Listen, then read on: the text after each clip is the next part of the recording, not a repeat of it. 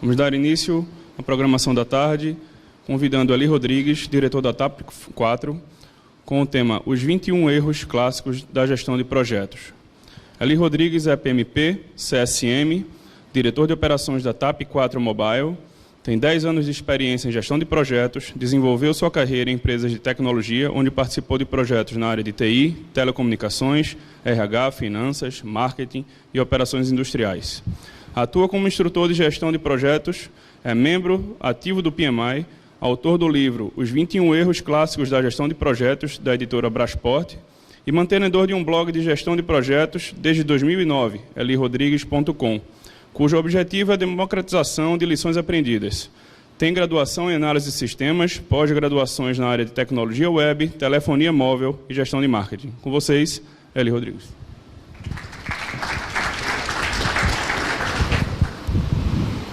Oi. E aí, gente, tudo bem? Vocês querem saber dos 21 erros clássicos da gestão de projeto?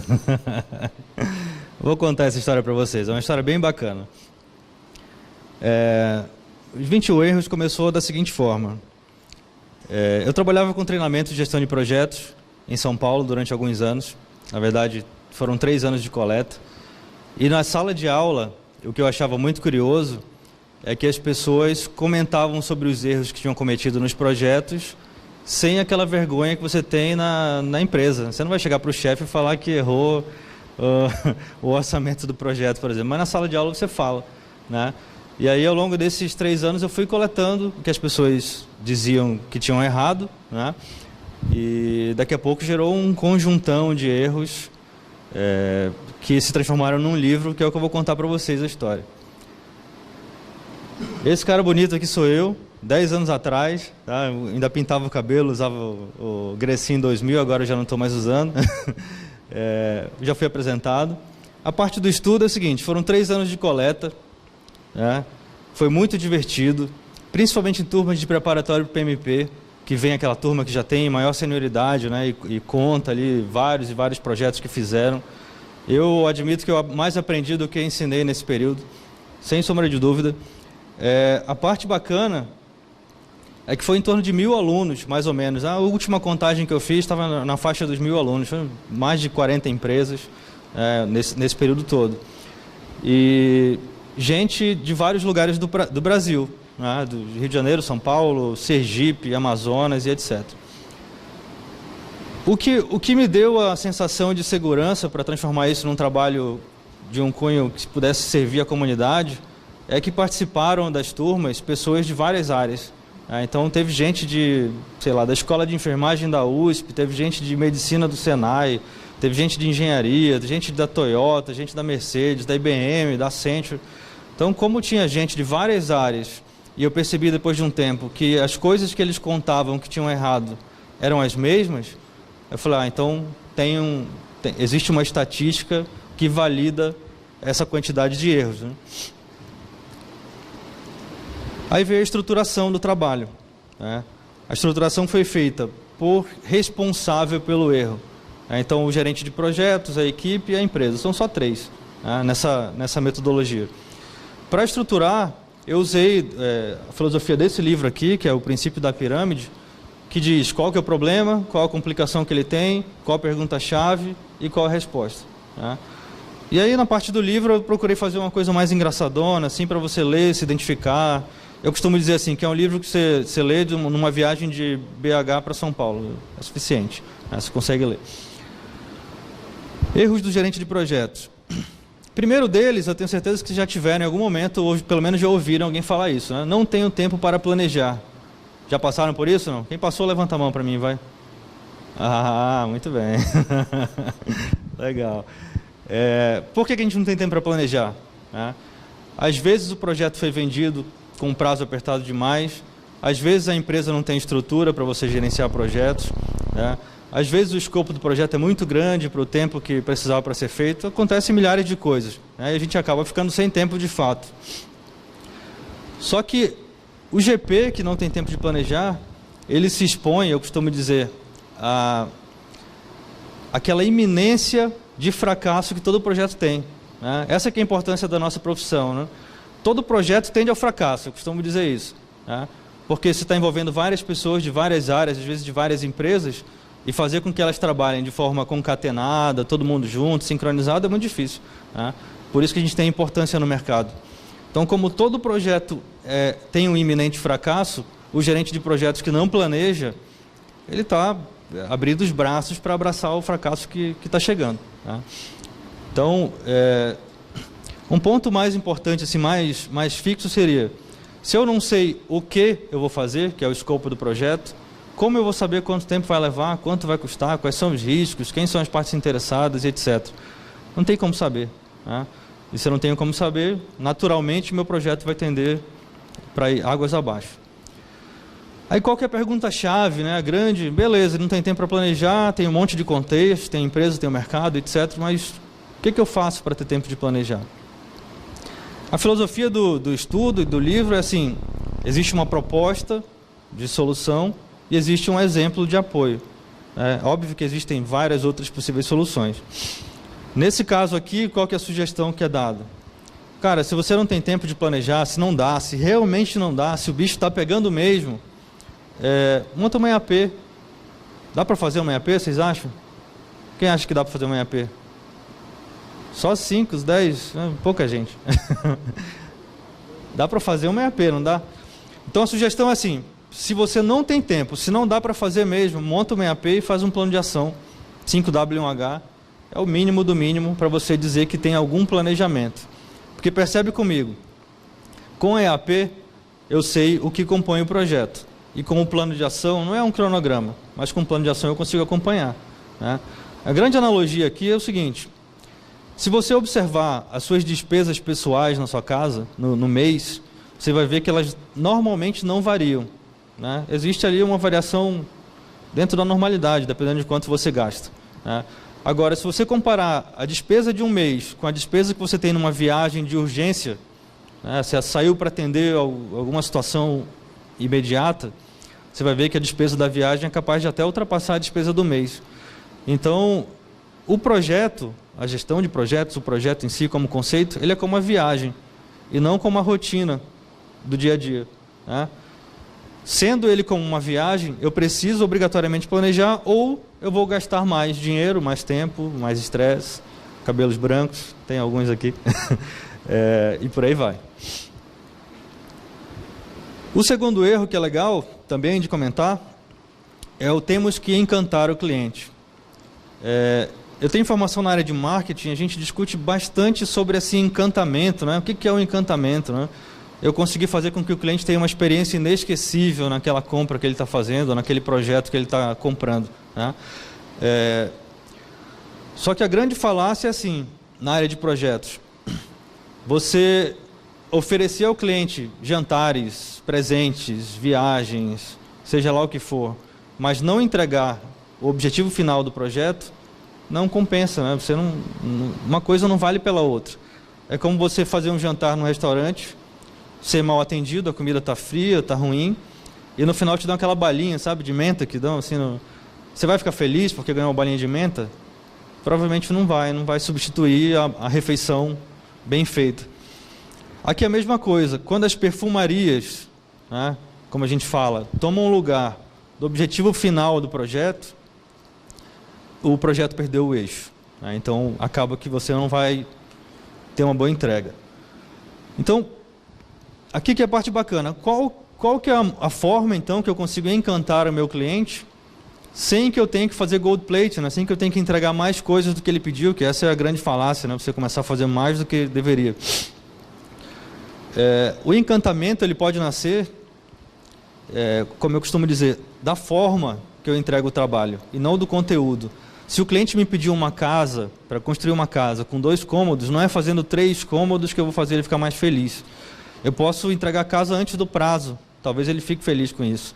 Ou eu posso até atrasar, mas eu posso fazer relatórios que sejam bem explicativos, deixar ele sempre a par do que está acontecendo, por exemplo, né? E com isso ele talvez se sinta feliz pela entrega, né? Em empresas mais avançadas, vamos dizer assim, na área de TI, especificamente no meu trabalho, você consegue até entregar o projeto e oferecer um desconto no final. O cliente dá um sorriso de orelha a orelha, né? Custava 100 mil reais, agora que eu terminei o projeto, custou 92. Tudo bem, você só precisa pagar 92, legal. Esse cliente vai voltar sempre, né? Agora, percebe qual que é o erro? Você não fez um crescimento de escopo que não estava coberto em contrato, você encantou seu cliente do mesmo jeito, sem ter que cair nessa falácia, né? Sem perder o objetivo final, que é entregar o que foi comprado, né? Já que, afinal de contas, é isso que a gente faz. De erros da equipe, a gente tem o vamos deixar para uma segunda fase. Eu adoro esse erro porque ele acontece com uma frequência danada, inclusive onde eu trabalho hoje. O que é o vamos deixar para uma segunda fase?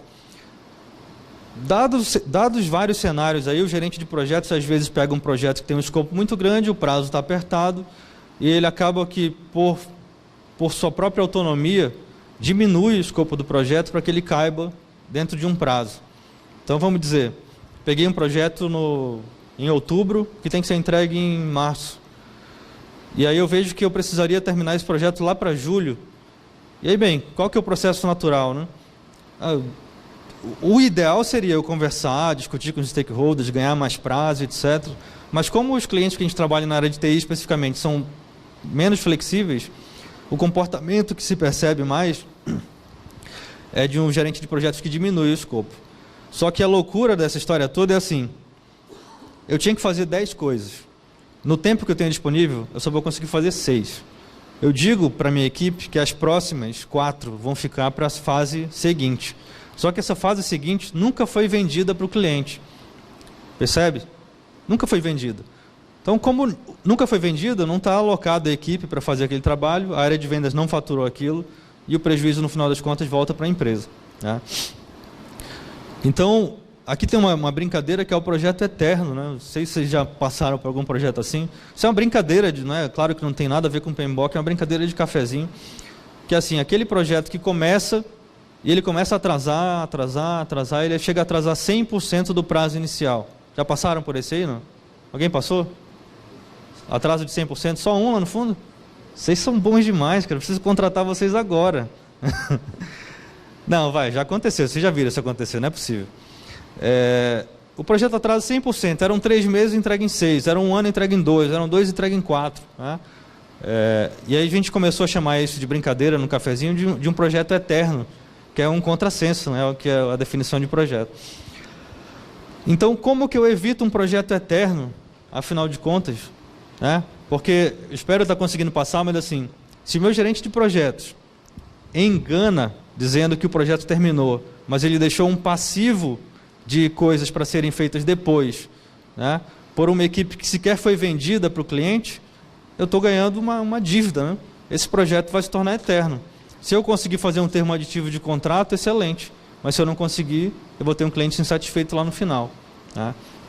Então, como que eu consigo evitar isso? Isso tem que ser feito de uma forma sistemática, não dá para fazer uma visão exclusiva de um projeto.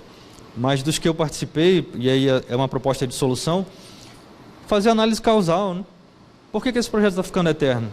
Será que falta ferramenta? Será que falta equipe? Será que falta treinamento? Será que é um comportamento do GP? Será que é um comportamento do PMO? Será que a área de vendas, que eu vou falar daqui a pouco, vendeu um projeto que não dava mesmo para fazer e ninguém deu feedback para ela, né?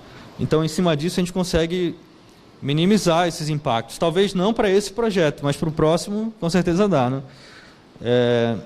Então, fazendo uma análise causal. Desse modo, a gente consegue descobrir o que está acontecendo. Legal? Tranquilo?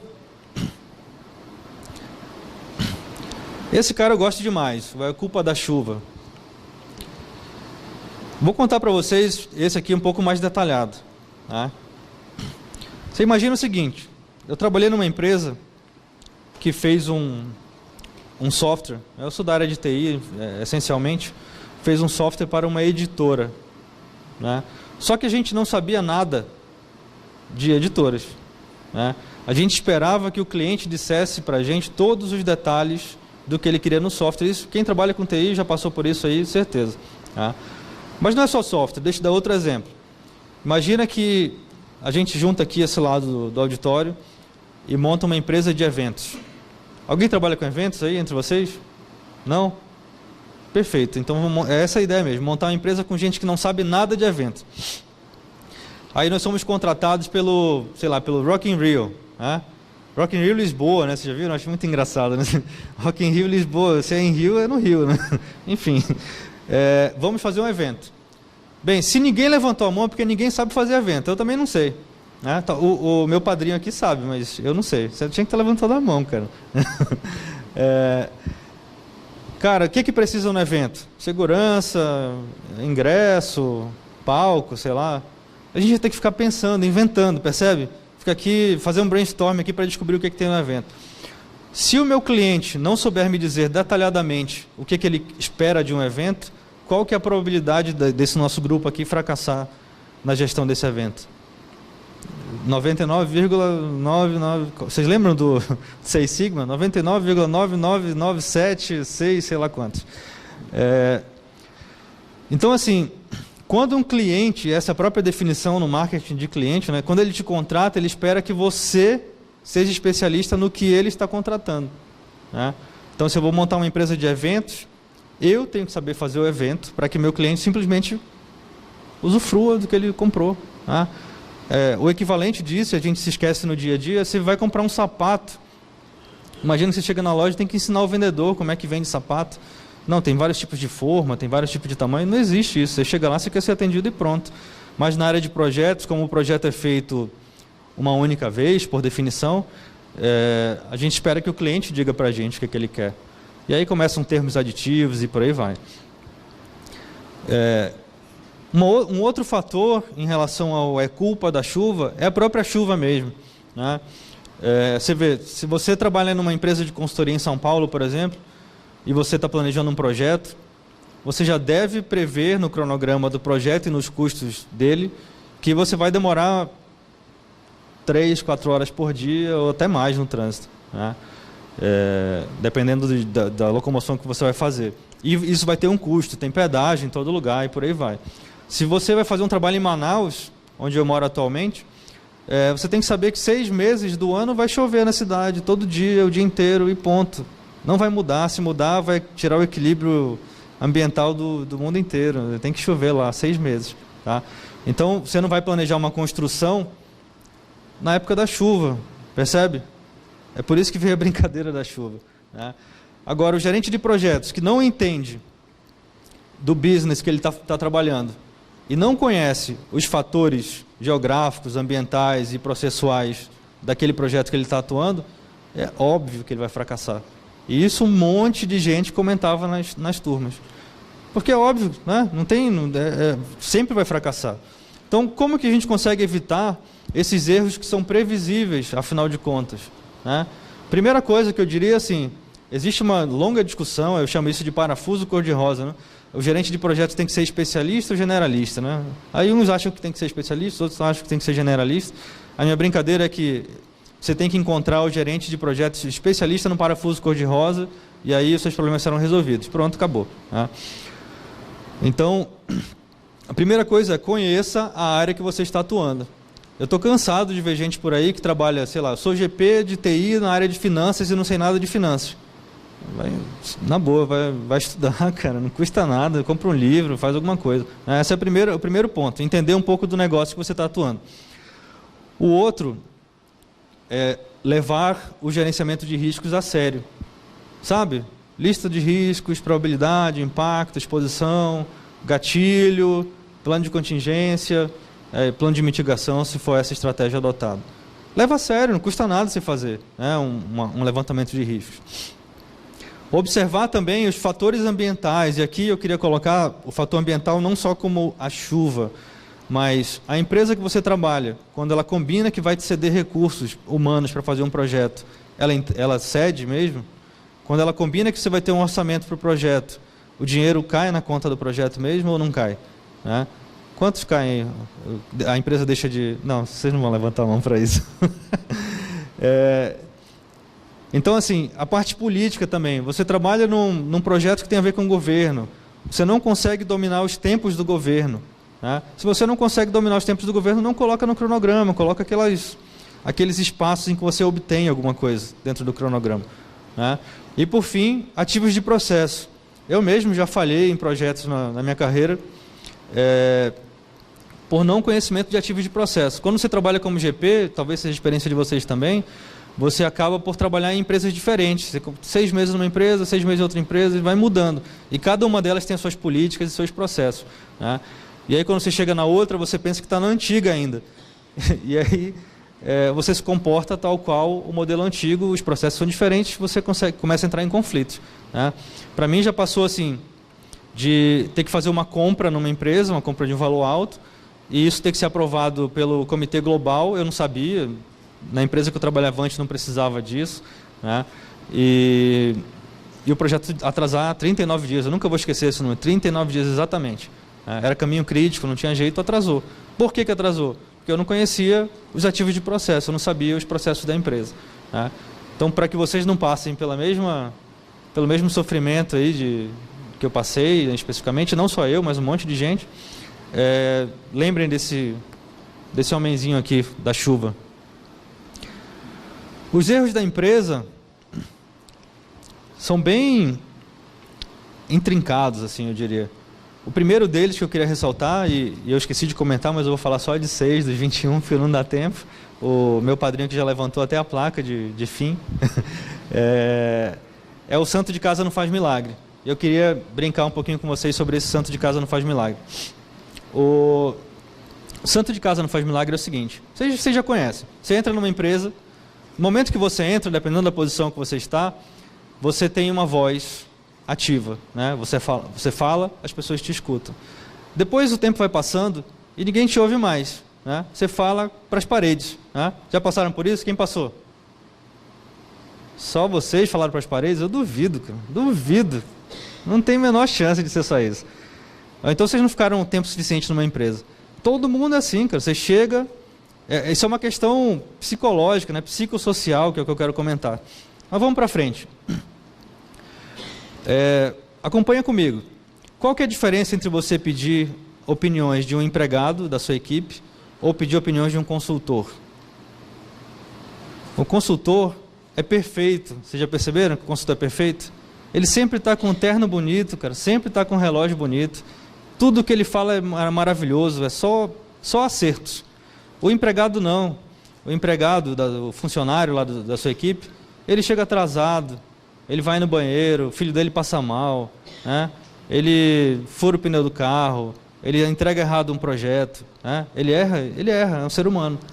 Com o consultor você não convive, né? E aí vem aquele efeito halo, vocês lembram no PMBOK? Efeito halo, livro da Rita, etc.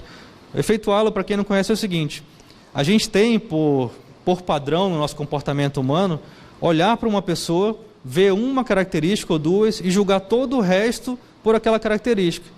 Então você pensa assim: um senhor velhinho, de cabeça branca, de barba, que falou 2, 3 palavras inteligentes, deve ser um cara sábio, que a vida inteira viveu sob boa conduta e tal.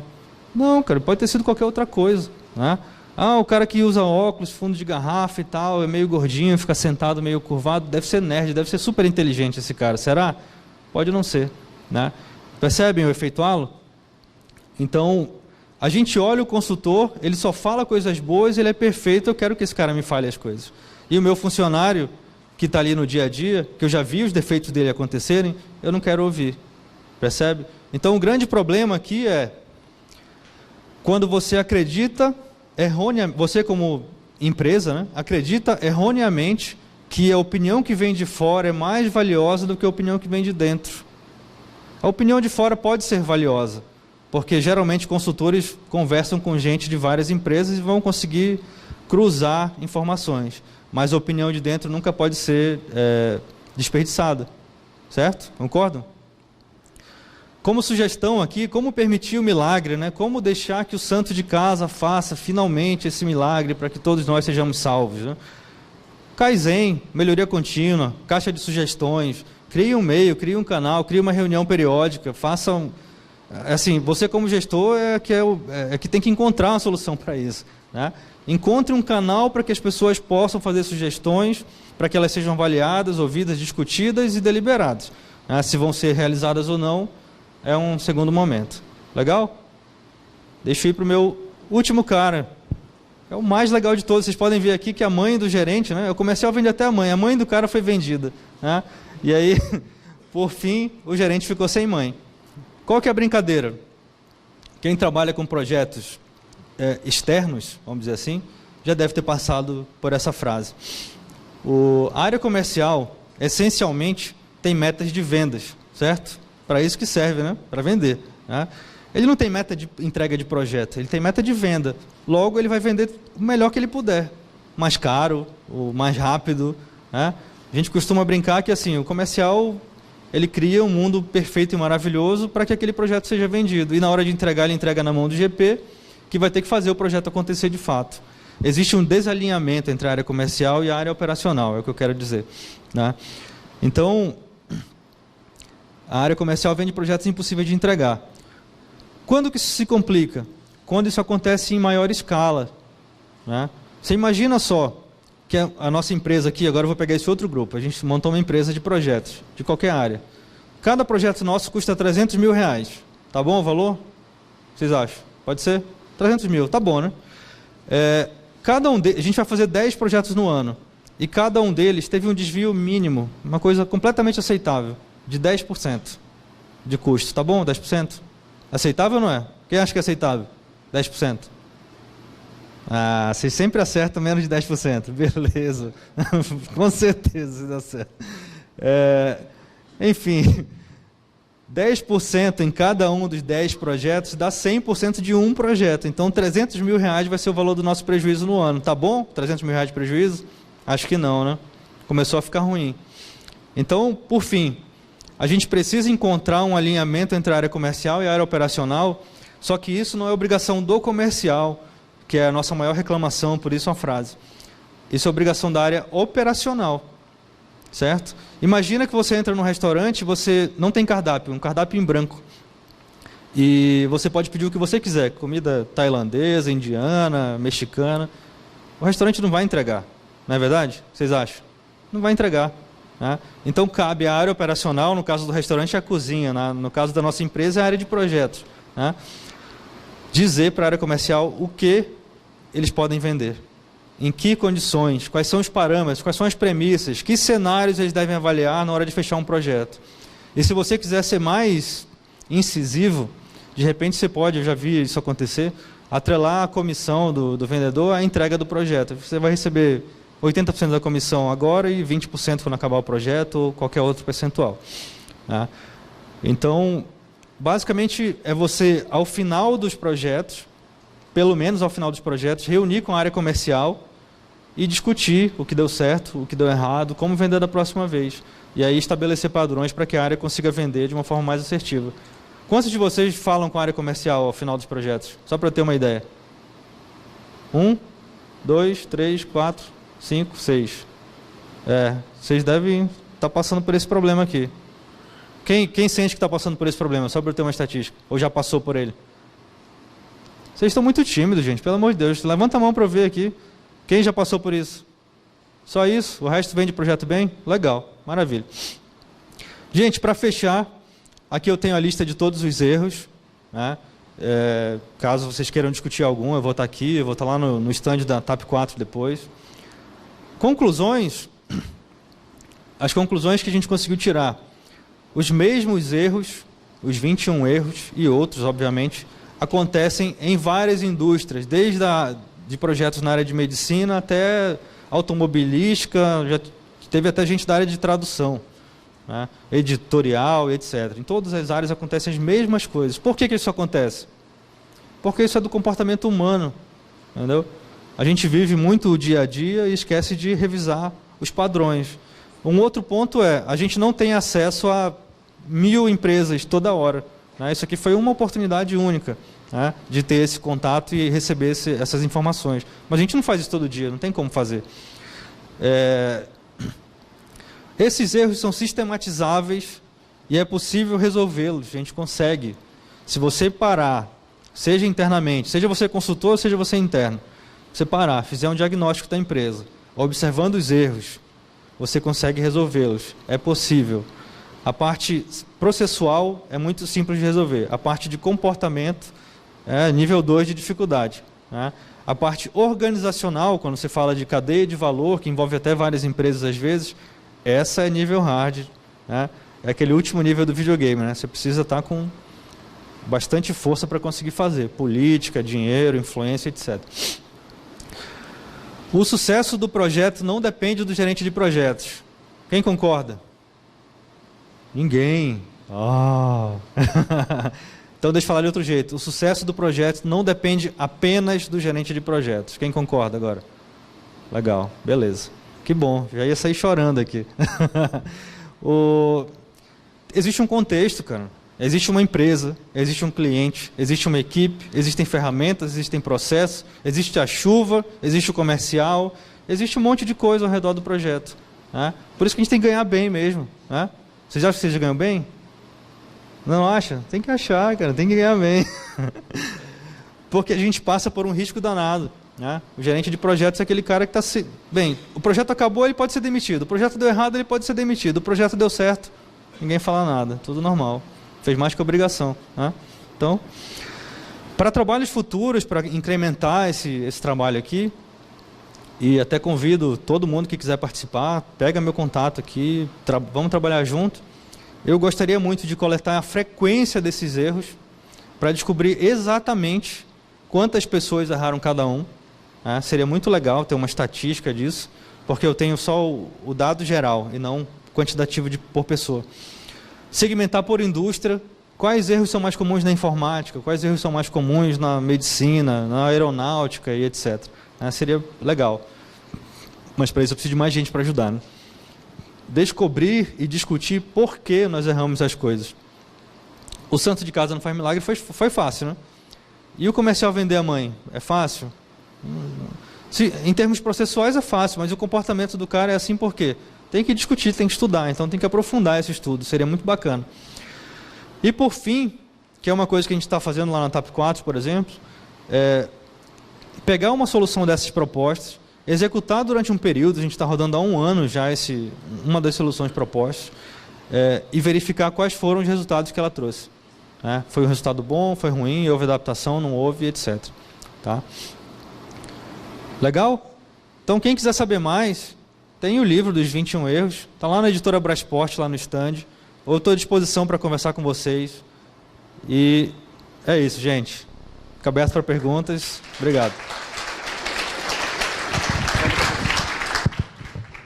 Alguém tem pergunta? Boa tarde, meu nome é Gustavo. Sou gerente de projeto numa área de construção industrial, numa área de TI. E a gente está... A hora que você colocou o feedback no final de um projeto para que se retorne ao comercial e ver onde que errou para poder melhorar, a gente também faz isso é muito importante, essas lições aprendidas aí. Mas a gente está tentando, na nossa empresa, colocar um sênior lá no comercial, um gerente de projeto, algum que tenha... Está até difícil, eu vou tirar de uma obra para a gente colocar lá, então a gente trabalha com... Então a gente está tentando reengenheirar a estrutura do comercial, e de suprimentos também, colocando gerentes experientes, gerentes de contrato, de projeto e tal, nessas áreas, para que não acabe o projeto e falando assim, agora a Inês está morta, né? Então, eu acho que isso aí talvez seja, não sei se é por causa da área de TI, talvez seja mais fácil, o ciclo é menor. Não, como eu te falei, tem diferentes possibilidades de solução. Essa que você está falando, eu já vi na área de TI, em empresas que prestam serviços, né, de projetos, a gente chama de arquiteto de solução. É um cara que se dispõe a ficar junto à área comercial, dando apoio na elaboração de propostas e etc. É parecido. Só que é difícil de achar esse cara, né? E, geralmente quem é de projeto quer estar lá no fogo. Alto custo também, e o cara está lá apagando um incêndio maior, mas às vezes começa a necessitar de uma renovação do gerente de projeto. Então, a gente pega os mais sêniores, os mais experientes, que vão virar o consultor.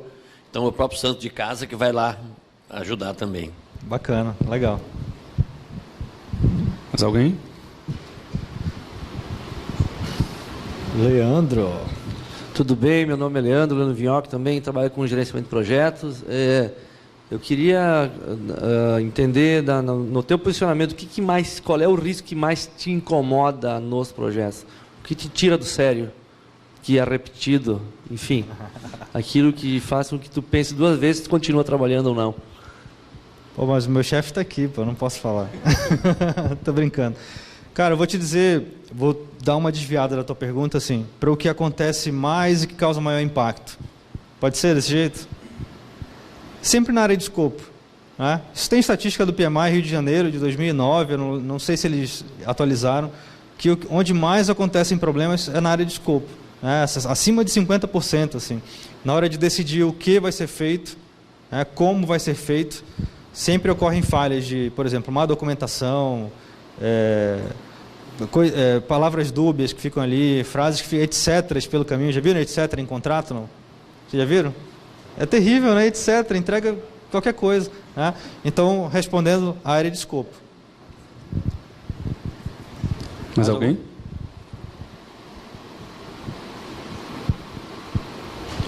Pessoal, então agradecemos a Eli Rodrigues. Opa, mais um. Boa tarde. Tem alguma correlação desses 21 erros clássicos de projeto entre iniciativa privada e pública, que você encontrou algo em comum entre essas duas esferas? Não, especificamente não, cara. Teve gente da área pública que participou desse estudo, né, que compôs ali. Mas eu não tenho a estatística exatamente de quantos por cento eram públicos e quantos eram privados. É um ponto a acrescentar. Particularmente, eu acho que daria para aprofundar bastante na área pública, que é um cenário bem específico, né? Mas em termos de comportamento humano, eu te diria que a gente pode até bater um papo com mais calma depois, mas eu acredito que funcione para as duas esferas. Obrigado. Obrigado. Eu me lembrei na parte do consultor, né? Eu vou defender um pouquinho o consultor.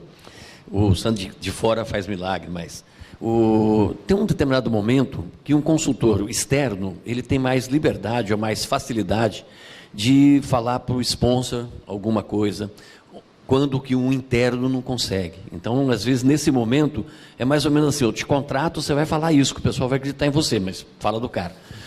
Né, alguma coisa assim. Então, às vezes, uma pitada de externo aí, eu acho que ajuda no convencimento aí, principalmente na alta liderança, tal, quando se tem esse conflito. Você tem toda a razão, mas é exatamente esse o erro. A empresa tem que acreditar num externo, porque não consegue separar os defeitos do dia a dia de uma pessoa do que ela pode contribuir com o negócio. É exatamente esse o ponto. Legal.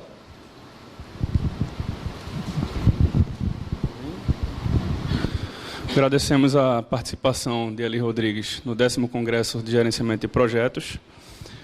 Foi um prazer. Vamos entregar o certificado e a lembrança. Ali.